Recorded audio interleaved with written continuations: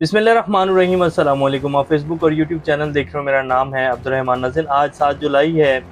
आला अदलिया के 5 जजेस के खिलाफ रेफरेंस दायर हो चुका है और उन्हें ओहदों से फारिग करने के लिए ब्लैकमेलिंग शुरू कर दी गई है।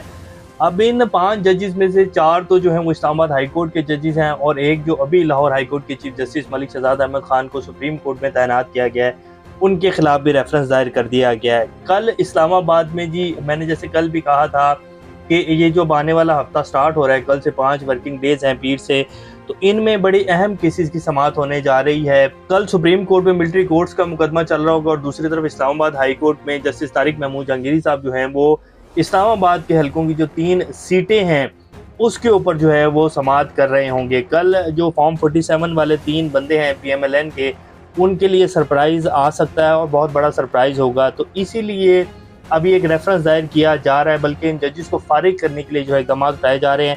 सूरत हाल जो है वो बड़ी संगीन होती जा रही है। ये जो अब हफ्ता शुरू होने वाला है, इसमें बड़े अहम कदम उठाए जाएंगे जी। या तो अदलिया जो है वो अपना रास्ता निकाल लेगी, या तो पाकिस्तान जो है वो आइन की तरफ बढ़ेगा, या फिर जिस तरह पिछले 2-2.5 साल से डंडे का कानून चल रहा है पाकिस्तान में उसी तरह चलेगा। इसके हवाले से तफसीलात आपके सामने रखेंगे। डॉक्टर आरिफ अलवी साहब ने एक ट्वीट किया है जी, और उन्होंने बाकायदा जो है एक मुतालबा भी कर दिया और दूसरी तरफ से उन्होंने ये भी कहा है कि मैं इमरान खान की गारंटी देता हूँ।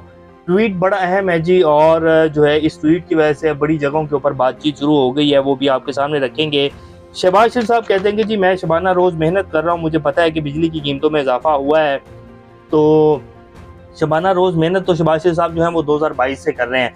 अभी एक और ख़बर आई है जी कि पाकिस्तान जो है, जो पाकिस्तान गवर्नमेंट है इस टाइम शहबाज शरीफ साहब की, उसने पिछले मई के महीने में, ये 1 से 1.5 माह पहले मई का महीना जो था, उसमें कितना नुकसान किया है वो भी आपके सामने रखेंगे कि पाकिस्तान की इकॉनमी जो है वो हर आने वाले दिन के साथ किस तरह जो है तबाही की तरफ बढ़ रही है। और हमें टीवी पे क्या दिखाया जा रहा है कि जी सब कुछ जो है वो ठीक है, बस दूध और शहद की नहरें बहने वाली हैं।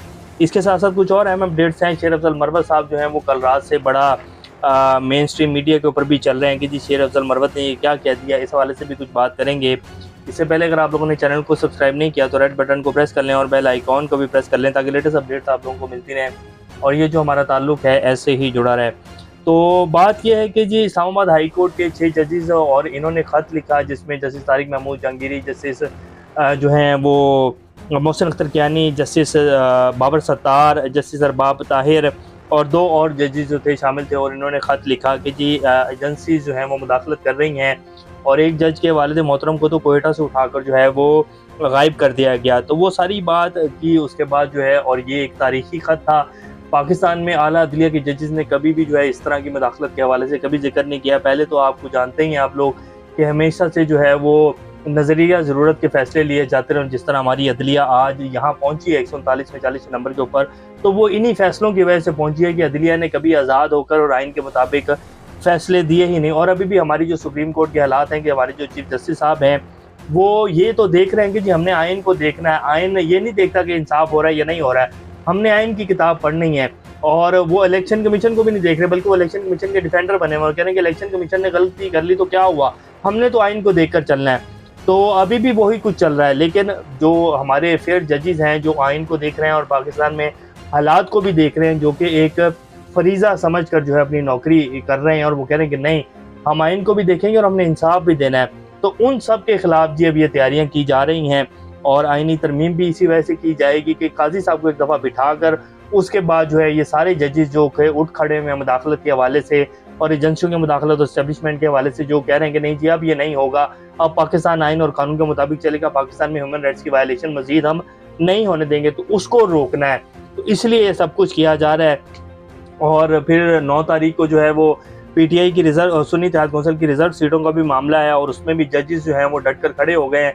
काजी साहब जो हैं वहाँ भी तन्हाई का शिकार हैं। काजी साहब की अगर आपने पिछले 10-15 दिन की जो है वो लाइव समातें देखी होंगी तो उसमें काजी साहब जो हैं वो फ्रस्ट्रेटेड हैं। वो कभी ऊपर देखते हैं कभी नीचे देखते हैं, और फिर जब बोलते हैं तो वो कहते हैं कि जी हमने इलेक्शन कमीशन को नहीं देखना अगर उसने गलत तशरीह की है, हमने ये देखना है कि आइन क्या कह रहा है, हमने ये देखना है कि जी इन्होंने जो है वो नहीं करवाए थे, इंटर पार्टी इलेक्शन नहीं करवाए थे, इसलिए बल्ले का निशान छीन लिया, तो इसकी वजह से ये सब कुछ इनके साथ हो रहा है।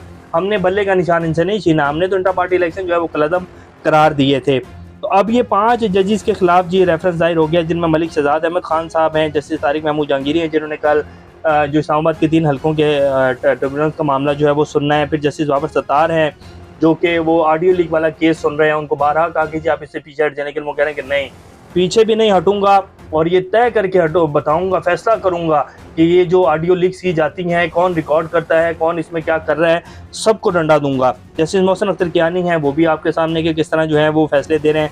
जस्टिस अरबाज मोहम्मद ताहिर हैं, तो इन सब के खिलाफ जी रेफरेंस दायर हो चुका है, जिसमें जस्टिस तारिक महमूद जहांगीरी के खिलाफ जाली डिग्री का मुकदमा है। जस्टिस बाबर सत्तार के खिलाफ जो है वो कि जी बाहर इनकी जो है वो जायदादें थी, इनके पास जो है वो ग्रीन कार्ड है लंदन का। इसी तरह जस्टिस मोहसिन अख्तर कियानी को भी जो है वो इसी में जो है वो डाला हुआ है। तो 5 जजेस के खिलाफ जी रेफरेंस दायर कर दिया है, लेकिन देखते हैं कि अब क्या सूरत हाल डेवलप होती है।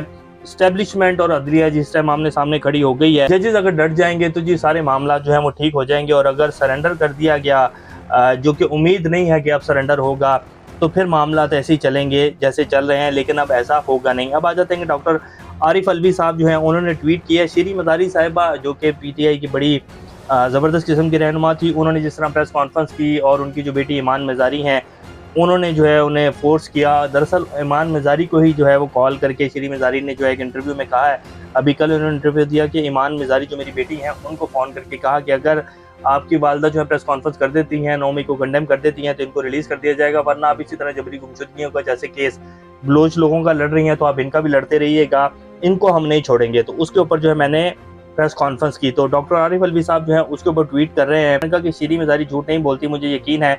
बड़े अफसोस और शर्म की बात है, जिन्होंने ये किया वो कौन है? क्या वो हैं जो दहशतगर्दी का मुकाबला करते हैं, या वो हैं जो सरहदों की हिफाजत करते हैं, या वो हैं जिन्होंने कहा कि हम आइन में अपना रोल पहचानते हैं, या वो हैं जिन्होंने आइन पढ़ा नहीं है, या वो हैं जिन्होंने जिन्ना साहब की कोयटा गैरिजन की तकरीर नहीं सुनी थी। कोयटा गैरिजन की तकरीर जो थी जिन्ना साहब की, कायदे से मोहम्मद अली जिन्ना, उन्होंने कहा था कि आइनी अदारे जो है वो अपनी हदूद में रहेंगे, और पाक फौज के हवाले से उन्होंने कहा था कि जब तक आप आइन में रहेंगे, आप मुलाजिम रहेंगे हुकूमत पाकिस्तान के, आप मुलाजिम रहेंगे कौम के, तो पाकिस्तान आगे चलेगा। और अगर जो आपका अब किरदार है, जैसे आप सब लोग जानते हैं कि जी अब इस्टेब्लिशमेंट का जो किरदार है, 4 मार्शल लगे और अभी जो सूरत हाल है वो भी किसी से ढकी छुपी नहीं है, तो इसी किरदार के हवाले से जो है कोयटा गैरिजन की तकरीर थी, तो उसका उन्होंने हवाला दिया। फिर उन्होंने कहा कि मैं किसकी मजम्मत करूँ, अदारा तो मेरा अपना है और मेरे वतन का मुहाफिज है, मगर क़यादत गुमराही की तरफ गामजन है। गुमराही 3 इकसाम की होती है, 1 रास्ता जानबूझ के गलत पकड़ा, 2 रास्ता भूल गया और गुम हो गया। अब परेशानी ये है, आना बीच में रुकावट है कि वापस कैसे जाएं, ये तीसरा उन्होंने बताया। फिर वो कहते हैं कि जी अब भी वक्त है, तौबा कुन, जिद और नफरत छोड़ें, अमन और इंसाफ की तरफ कदम बढ़ाएं। मैं कैदी नंबर 804 की तरफ से वादा करता हूँ, बदला नहीं लेगा, दरगुजर करेगा और हल निकल आएगा। तो ये जी आरिफ अलवी साहब जो कि प्रेसिडेंट ऑफ पाकिस्तान थे साहब का, उन्होंने ट्वीट किया है। इस्लामाबाद के 3 हलकों के कल केस है जी, और तोशा खाना के हवाले से भी नई इंक्वायरी जो है नैब शुरू करने जा रहा है। मकसद सिर्फ ये है कि इमरान खान और बुशरा बीबी को जो है अभी मजीद जेल में रखना है, क्योंकि इमरान खान बाहर आ जाएगा तो हुकूमत तो एक दिन भी नहीं चल पाएगी।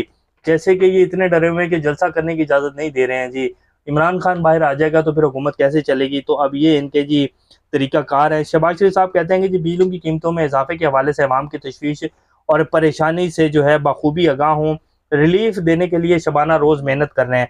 शहबाज शरीफ साहब ऐसे पिछले 2022 से लेकर जो है अब तक शबाना रोज़ मेहनत कर रहे हैं, और डॉलर जो है 177 से 300 के ऊपर चले गया, और बिजली का यूनिट जो है वो 60 से 70 रुपये पर आ गया। मुल्क तबाह हो गया है, इकॉनमी का कोई हाल नहीं है, और शहबाज शरीफ साहब जो है वो शबाना रोज़ मेहनत कर रहे हैं। मेरे ख्याल शहबाज शरीफ साहब की जो शबाना रोज़ मेहनत है उसको रोक देना चाहिए और माफ़ी मांग लेनी चाहिए शहबाज शरीफ साहब से कि जी आप घर बैठ जाएँ और मुल्क की भागदौड़ जो है वो जिसको अवाम ने सेलेक्ट किया उसको दे दें। लेकिन जो करने वाले हैं वो कैसे करेंगे जी, क्योंकि उन लोगों को तो यही लोग चाहिए हैं जो कि इसी तरह मुल्क को जो है वो चलाएंगे। अब ये जी इस टाइम की लेटेस्ट खबर है, गवर्नमेंट डेप्ट soars to RS 67.8 trillion in May, 67.8 trillion यानी 67 खरब रुपया जो है वो एक माह के अंदर हुकूमत ने नुकसान किया। हमारी जो गवर्नमेंट है उसका डेप्थ है ये एक माह का, with an average of RS 56 billion, यानी कि पर डे जो हुकूमत ने लॉस किया वो 56 अरब रुपए का है। और द फेडरल गवर्नमेंट टोटल डेप्ट excluding liabilities and the IMF डेप्ट increase by RS 1.73 trillion within 1 month. जो IMF का कर्जा हमारे ऊपर बढ़ा है वो 1.73 ट्रिलियन है, एक यानी कि 1.5 पौने 2 खरब रुपए जो है IMF का एक मंथ में बढ़ा दिया। तो ये हुकूमत की कारकर्दगी। और शहबाज शरीफ साहब कह रहे हैं कि जी मैं शबाना रोज जो है मेहनत कर रहा हूँ। राणा सनाउल्लाह साहब ने एक नई छोड़ दी है जी आवाज़। वो कह रहे हैं कि जी 9 मई के वाक़यात में पीटीआई को बैरूनी मदद हासिल थी और काबीना की इजाज़त के बाद वो सबूत भी सामने लाएंगे, जो कि अभी तक तो नहीं लाए, अब कह रहे हैं कि लेके आएंगे।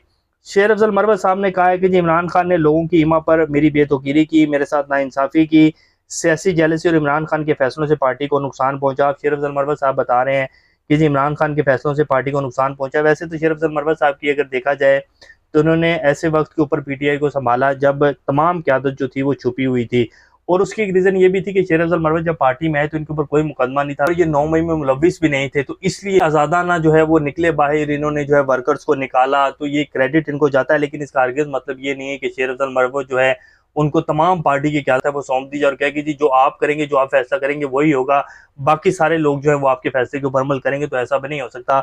और शेर अफजल मरवत साहब जो है वो बहुत ज़्यादा मेरे ख्याल लहर में बह गए हैं, उनको थोड़े से ठंडे दिमाग से सोचने की ज़रूरत है। बात वही है कि वो पठान वाला दिमाग है, और ऐसे तो फिर मुल्क नहीं चलेगा और ना ही जी ऐसे पार्टी चल सकती है कि जो मुंह में आ गया वो कह दिया और जो दिल में आया वो फैसला कर लिया, उसके बेशक कॉन्सिक्वेंसेस जो हैं वो जो भी हों, तो ऐसे पार्टियां नहीं चलती, ऐसे तबाही जो है वो आती है।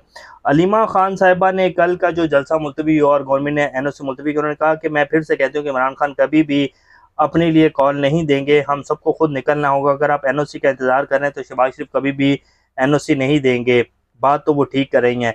हमारे जो सदर साहब हैं जी आसिफ जरदारी साहब, जो कि एक बोझ ही हैं मुल्क के ऊपर, और सदर साहब का काम तो कुछ भी नहीं होता सिवाय साइन करने के, तो वो जी लाहौर का दौरा कर रहे हैं। 20 गाड़ियाँ उन्होंने तलब कर ली हैं, जिसमें से 5 बम प्रूफ गाड़ियाँ और 14 सिक्योरिटी ऑफिसर्स भी उनके साथ लाहौर आएंगे। यानी कि जो एक गाड़ी में सदर साहब होंगे और बाकी जो 4 गाड़ियाँ हैं, 5 बम प्रूफ 4 गाड़ियाँ, उनमें सिक्योरिटी ऑफिसर्स होंगे। आरिफ अलवी साहब की जो नकलो हरकत थी पूरे 1 साल की, जब वो सदर थे 9 करोड़ रुपए खर्च हुआ था, तो जरदारी साहब के लिए इस बजट में 44 करोड़ रुपए रखा है जी। एक वो मुल्क जो कि 1 खरब डॉलर के लिए जो दुनिया की तरले मिनते करो और कोई मुंह लगाने को तैयार नहीं है, उसका जो सदर है उसकी सिर्फ मूवमेंट के ऊपर जो है वो 44 करोड़ रुपए रख दिया गया है। तो ये जी अल्ले तल्ले, और फिर कहते हैं कि जब पाकिस्तानी कौम के लिए बेहतरी लाएंगे तो ऐसी ही बेहतरी लाएंगे जिस तरह की आपको नजर आ रही है। इंशाल्लाह बेहतरी होगी और लाजमी होगी। अपना और का ख्याल रखिएगा। अल्लाह हाफिज।